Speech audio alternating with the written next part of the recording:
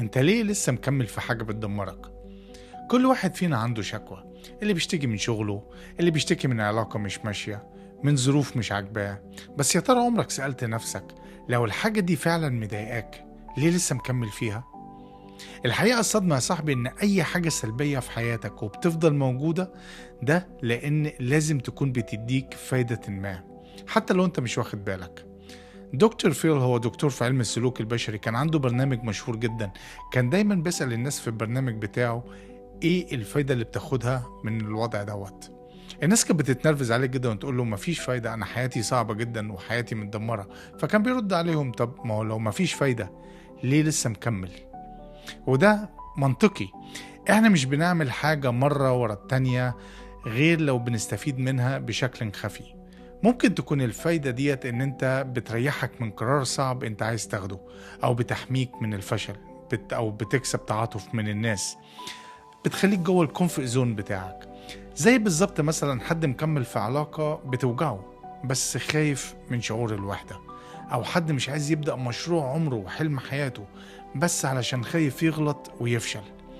لكن لو عايز تغيير حقيقي لازم تسأل نفسك سؤال واضح: ايه الفايدة اللي انا باخدها من وضعي الحالي؟ وهل انا بجد مستعد ان انا استغنى عنها ولا لا؟ بس خليك صادق مع نفسك، لان دي اللحظة اللي بتبدأ فيها حياتك تتغير بجد. وخليني اختم بكلمة من الكتاب المقدس.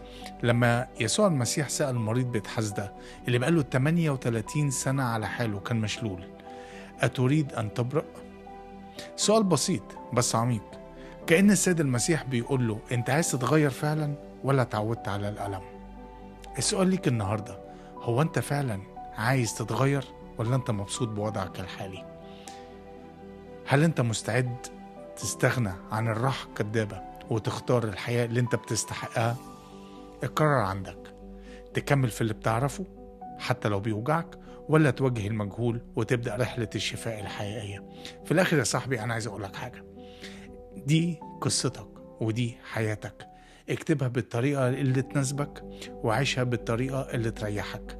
مفيش صح وغلط، المهم ان انت تكون مرتاح وتبقى عارف انت بتعمل ايه ليه. تمام؟ ربنا معاك واشوفك المرة الجاية.